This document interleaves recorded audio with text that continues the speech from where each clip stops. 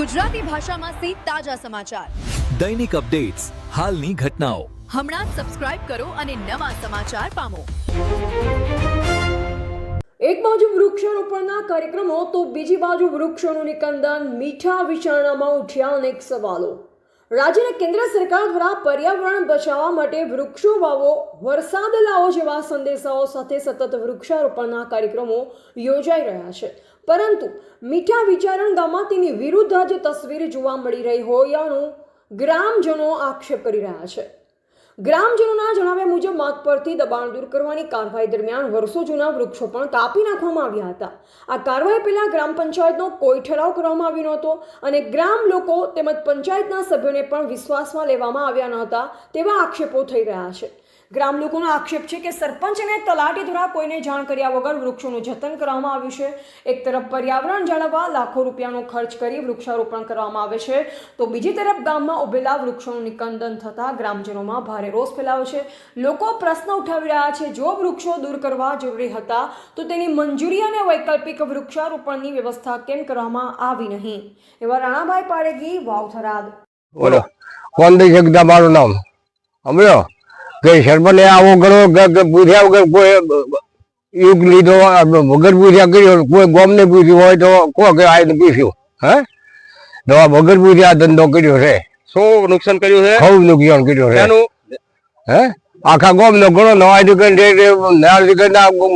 છોટેથી એકનો જો કર્યો. હા એકનો નથી કર્યો, બધાનો કર્યો ભાઈ. બોલો કોના ભાઈ અરદાસ અને નુકસાન કર્યું છે. ખેતરનું થોરિયા કાપી નાખ્યા, લેબડા કાપી નાખ્યા. કોણે કાપ્યું? સરપંચના જેસીબી મેલી એ માથે બધું કર્યું, એ કાપી નાખ્યો. કેટલું નુકસાન હશે? નુકસાન તો ઘણું છે. નુકસાન તો છે. બોલો કે ભાઈ અત્યારે અમારો ખેતર છે, મેવા નાણા મીઠા વિચારથી બોલો કે ભાઈ અમારું આ ખેતર છે, મારે નોમે છે કે આવો આ વાડખો પાડવાનો અત્યારે સરપંચનો કહેવાથી ને આવો કેમ મારે આવાથી મારું કર્યું એમ. અને અત્યારે મહિનો અમે મથો તો એમાંથી કોઈ થાય એમ કોઈ એને મંજૂરી સરપંચ લાવી અમારે કુડાવીને કે અમારે રોડ સલાર થાય છે અને સરપંચ આવું કેવી રીતે એમ કર્યું એમ? હે સરપંચ કે સલાર થાય છે એવી રીતે કેમ કર્યું એમ? તમને પૂછવા આવ્યું હતું? ના અમને પૂછ્યું નથી સાહેબ ને, પૂછ્યું ને હરામ પૂછ્યું નથી ને. શું નુકસાન કર્યું અત્યારે સરપંચે? અરે સરપંચ મારા થોરિયા ને લેબડા ને મારા ઘરનો રવા મૂળ કાઢી દે સાહેબ.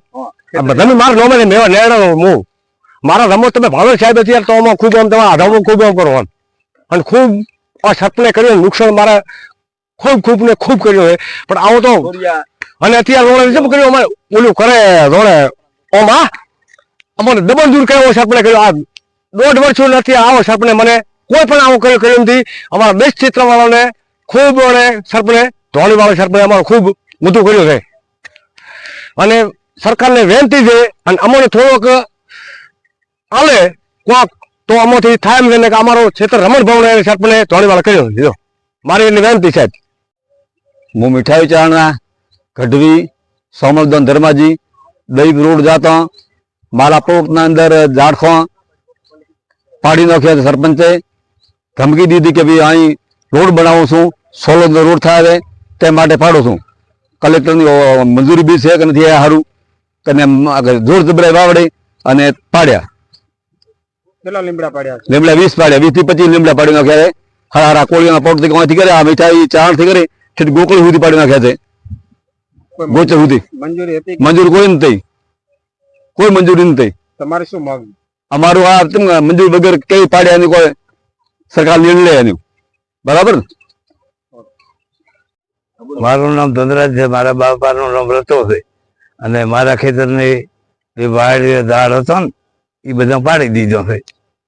અમે ગરીબ મનખ સાહેબ અમો કાયદો બતાડ્યો કલેક્ટર સાહેબ નો તો આમાંથી તો પછી બીકે જ આવે ને બાબુ. કોણે પાડ્યા? હવે પાડવા જેસીબી વાળો હતો કે સરપંચે વેચ્યો છે એમ કીધું.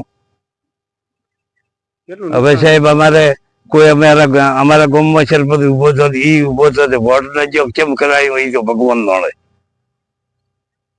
કેટલું નુકસાન થયું તમારે? અમારે નુકસાન ખેતરની વાડ હતી સાહેબ પાડી દીધી તો 20,000 રૂપિયા જ્યાં આલે તો એવું હમો તો થઈ રહે એમ છે. તમારી શું માંગ છે? શું માંગણી છે તમારી? હવે અમારી માંગણી તો ઈ છે સાહેબ કે ભાઈ ધાર તો હમો થાય એમ નથી પણ અમોને સંભલા દાસી વાડ કરી દે સરકાર